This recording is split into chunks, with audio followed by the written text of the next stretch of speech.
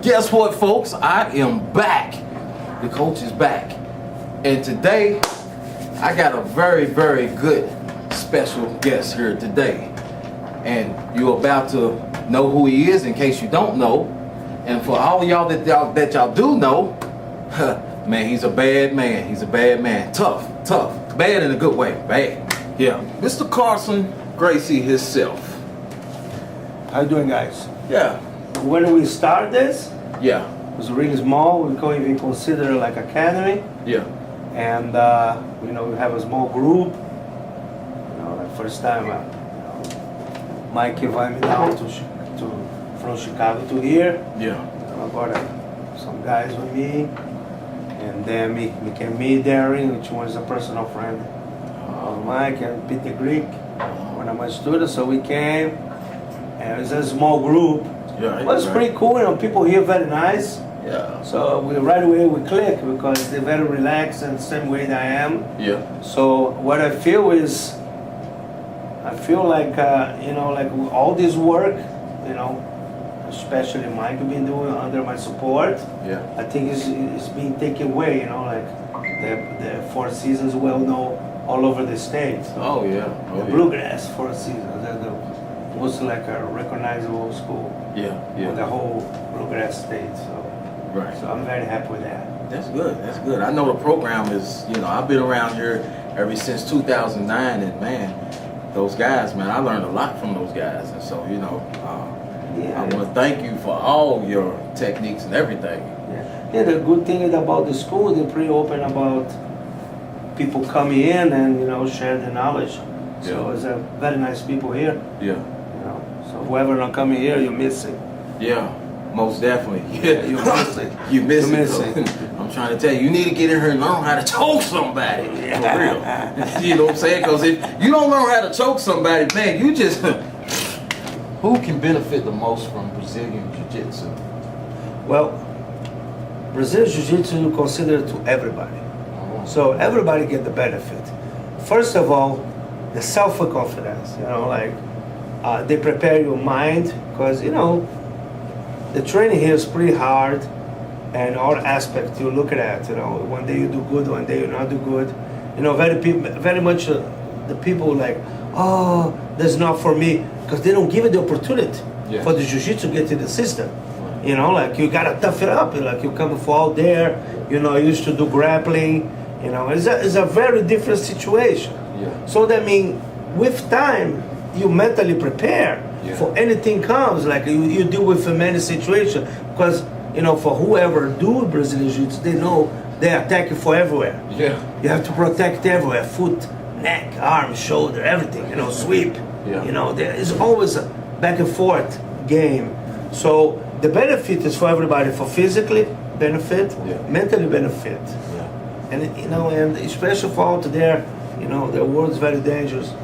Either way, because some people just think about martial arts or whatever they learn for the Brazilian Jiu-Jitsu, they just think about the fight situation. But you have to be prepared for mental situation too. Maybe you go for a new job, you go passing hard time with your girlfriend, so you have to be a mindset and strong mind. That's what the Brazilian Jiu-Jitsu developed. Plus, for the kids, is excellent towards to coordination. For the bully program, like we have in the school here, the Fourth Season, we prepare the kids to be ready to defend themselves against the bad kids in the school, and then everybody get benefits, That's so awesome, man. That's awesome. The husbands can be in good shape, the wives be happy, they can play with the little kids, so it's a full like a, full body workout. Yes. Mind, spirit, and physics. Yeah. Well, it's also good that the ladies learn it too a lot. It helps them. Yeah. The ladies, nobody ever expect like a girl gonna be able to defend herself. And if it's not, people don't put it out that much about rape and aggression, and some wife get hit by the husband. So with the Brazilian Jiu-Jitsu, they're going to develop self-confidence. They'll be able to, if that situation come to, they be able to defend themselves and get away from the situation. So That's pretty awesome. good. Who is the most influential person in jiu-jitsu in your circle, your life? Well, of course, it was my father. Born and raised in the family. You always look to your parents. Like my father run the mostly well-known Brazilian Jiu-Jitsu, MMA in the history of whenever the sport started. Yeah. But along these years, many people cross in my life. When I was a child, I have a Fernando Pinduca, he's a black belt of my father. He was teaching kids class, I learned from him. So I learned from Caso Cardozo, and I learned from my father the whole time. And, he's always, somebody crossing your way and teach you a few things here and there. But the most important influence for me was from my father, because the way he was a person, he take off a shirt and give to you, he support you. If you're his student, he's like his son. Yeah. And he dedicated his full time on you, and he loved what he does. Yeah. And that's making me feel this. I should do the same way. Yeah. And that's is, like the way he's teaching and the respect that people have for him. Until now, next year will be 10 years. So people still talking about the best coach, the best person. The guy changed the whole world of jiu-jitsu. Yeah. Jiu-jitsu is a sport just for people who have a financial condition. He gave opportunity for many people. Didn't have money to probably even eat. So, and right now, jiu-jitsu take over and go all over the world. Yeah. And that's just of course, I'm looking up to making money on this because I have a family to support. But I think you should be reasonable with people, support. Yeah. Just not think for the financial. You have to give it up something for yourself to help people. That's, I say everybody can benefit from jiu-jitsu. Just, stick around of a good group of people, what to learn with the people of working out, mental, the mentality is different to the mats. Right. But my father, by far, was the man for me. And another thing is I have to share with him for many people. Yeah. I never got jealous about. Yeah. He probably for me, for many other people too. Yeah. So it was great person. That's awesome. Mr. Carlson, we heard many stories about the legendary schools back in Brazil. Could you give us a little bit of information on that, about what's really going on? Well, many people know, but mostly don't know. Carlson Gracie School from 70s to 90s, we didn't win every tournament. Okay, and we don't get many visitors because people are scared when they hear they're up there. Wow, I heard people say, "Man, I got invited to go there to training," and I get in the stair, I hear the noise, and I was like, "Oh." Basically, So they didn't even come up. They left, so they didn't want to come back. Yeah. So scared.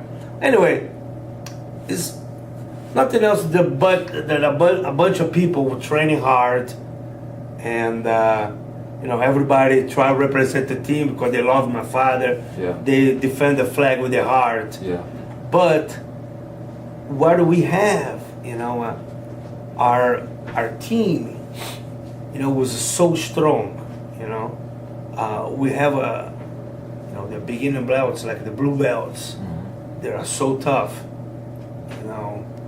They that's how the higher belts train the blue belts. Yeah. Because the reason they get so tough, because we have such a high scale of higher belts. Yeah. For the blue belt to become purple, they have to wait for the black belt to retire. For the second black belt become first black belt. Wow. The first brown belt become the second black belt. So it's like it's generations and generations. Man. So when you get the blue belt, you get a bunch of guys stuck for many years. Some people took 6 years. And sometimes people here get black belt in 6 years. Yeah. They stay 6 years in the blue belt. Wow. You know, like the blue belts is like the same as the black belts. Yeah. So my dad used to get them and close it down in the room. So look, you guys, like sometimes 8 people, 10 people, you guys for this class weight, like a middle class weight, you got 10 guys. You the guys gonna be represent the team. Yeah. If nobody wanna be part of this, just walk out. And if you're part, you're gonna close the door. You're gonna do the trial here. Yeah. So we got a pre-trial on the academy. Yeah. And usually from there, get out the champion for second place. So y'all breed Yeah. champion pit bulls. Yes, my daddy keep. Yeah. My daddy closed the door. We did a many closed door for MMA. Yeah. They said, look, whoever wanna do this, walk out and lock the door. And if you stay in, you can't say no. Wow. Same thing with the trials. You know? So even the ladies in the Gracie family is really They're tough too. You know, they all learn self-defense. They know how to defend themselves. Yeah, we all mind and mentally prepare. Yeah. Well, you know, earlier I was talking with Hunter Frederick earlier, and I was just saying, wouldn't it be something, man, if you had 10 black belt Gracies on a plane, and if somebody tried to take that plane down, oh my gosh, that would be the worst thing that they ever thought of. You know what I'm saying? Yeah. That would be crazy. And so, you know, I mean, man, it's amazing, man. It's amazing like what you put together. that's you know, and my dad used to like sometimes get in the mat, say, "Hey guys, now we're gonna do MMA." So, and then everybody started like take off the gis, and we have people coming after, like when the Brazilian Jiu-jitsu was challenged by the Luta Livre guys. Yeah. My dad organized a training. They chose my father to be the training. That's back in 1991. Yeah. So that he training people for different schools. We got a trial too. Yeah. So there's you're gonna be the guy. So it was like 3-4 guys to compete. So he chose the best ones after like a 3 months training. Yeah. Man, with some rubber burning there, man. It's not easy. It's not easy. Boy, I'm trying to tell you. So if I ever wanted to like come to Brazil one time and get some training, and so by me just walking into places like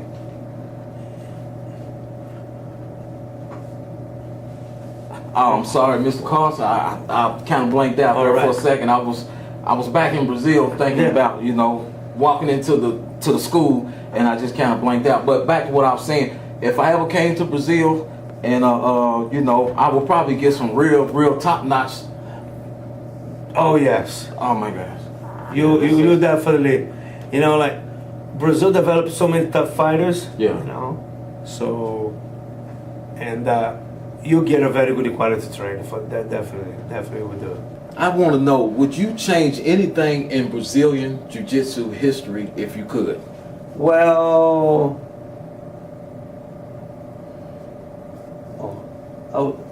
Pause for a cause? Yeah, pause for a cause. Oh man. I was thinking about, you know.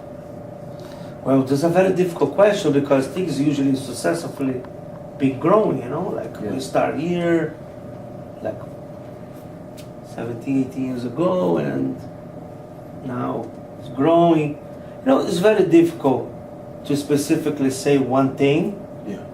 Because, you know, it's grown all over the world.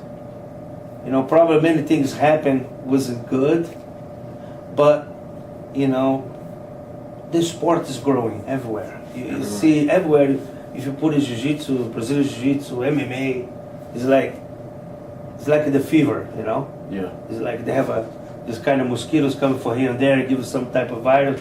This virus got all over the world. It's like everybody loves that. Right. You know, you get some people, man, they do like a different jobs. You go on the mat, you never know who the guy is. Yeah. So what would you tell somebody that's in MMA about jiu-jitsu, what they need to take. You know, they need to take that. Yeah. Well, the first important thing is this. They have to take a class and they have to respect the instructor. Very important. Because you're looking for experience, that's the guy gonna give you that. Right. You know, and then nowadays you can't do MMA if you don't know ground. Yeah. If you're looking up to be MMA, my friend, you gotta sign up at the Brazilian Jiu-Jitsu school and training.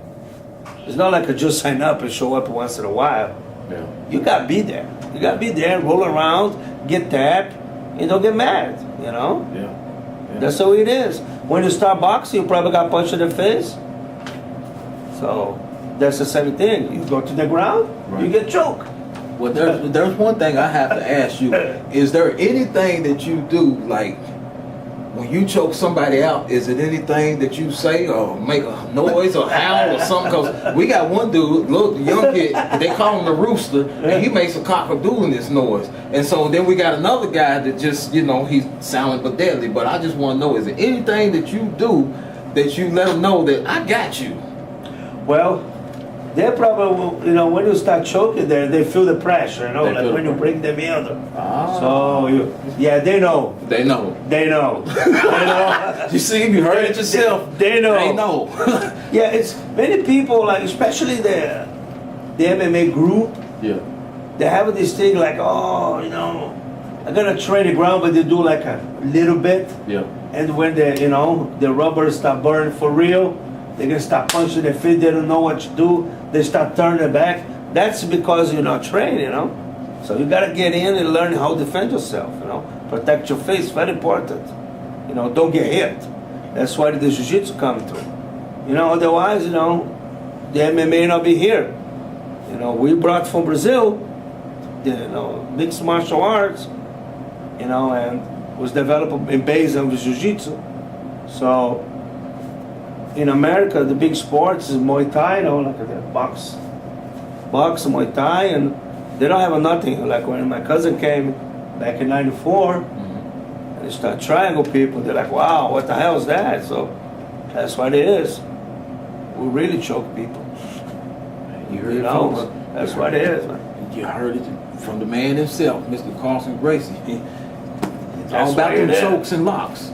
So you need to get in here and learn something. 951 Floyd Drive if you're in Kentucky, Lexington. Yeah, 4 seasons. What's your plans for the Carlson Gracie team for the future? Well, you know, like has been, I would say, quite 8 years. I've been going all over the world, you know, picking up pieces that was left away. You know, like some people was following the team. After my father passed away, it was kind of hard for me. So I, you know, wasn't very organized, I'll be honest with you. Yeah. It was a strong team, not very organized, each one, you know, competing yourself, like I'm a Carlson Gracie too, competing here or there. So what I'm doing, like, I'm picking up everybody, try, you know, introduce, if you have a Carlson Gracie school, let's see, east side of Kentucky, and the other guy west side, so I bring the guy together, you know, develop a network where everybody get to know each other, organize events, you know, provide, you know, opportunity for people get to know each other. But this take a lot of me because I have to do it. Yeah. But you know, I'm doing happy. Yeah. I'm very happy. Probably my dad very happy too. You know, like a few years ago, you know, we go tournaments. You know, even like we have a strong team, but we never compete as a team. Each one individually bring your school. So start putting it together, you know, before we get to the podiums, you know. And it's very important when you win a tournament to have your team there back to you. Hey, congratulations, you did a good. So we didn't have that. Yeah. So that's the main thing I'm doing right now. Try to put this together, get to people to know each other, develop a network. You know, here in Kentucky we have a large network. Michael Donald pull out for everywhere. All these guys come and visit him. He do a great job as going to visit the people. You know, he's the main guy I have here. We've been working together for 18 years. Yeah. So, network. That's what I'm doing. Develop the network where people know each other. You know, oh, you from, let's see, New York. I'm from San Diego. Oh, you know Darkstar? Yeah, the Carlson Gracie New York. You gonna come down? Okay, you gonna come. Yeah. So I'm gonna call you. Say you send some students for training, some student. So we, you know, you need a guy for training partner, send a training partner for you. So stuff like that, you know. Right. And the future is, if we grow strong, we grow strong. That's right. You know what I mean? So you. We don't die, we multiply. Yeah, exactly. So that's the way it is, you know. Yeah. And the future, that's what's gonna happen. If you get stronger, and it's gonna attract the people to be with a strong team, you know. Right. You know, we have everything to blow, and we're there. We're getting there. Yeah. Man. Well, I guess that about wraps it up. Mr. Carlson Gracie, it's a pleasure of having you here. Thank you, Seeing you Darkstar. again. Yeah. This is the man himself, Mr. Carlson Gracie. See, pause for a cause. Yeah.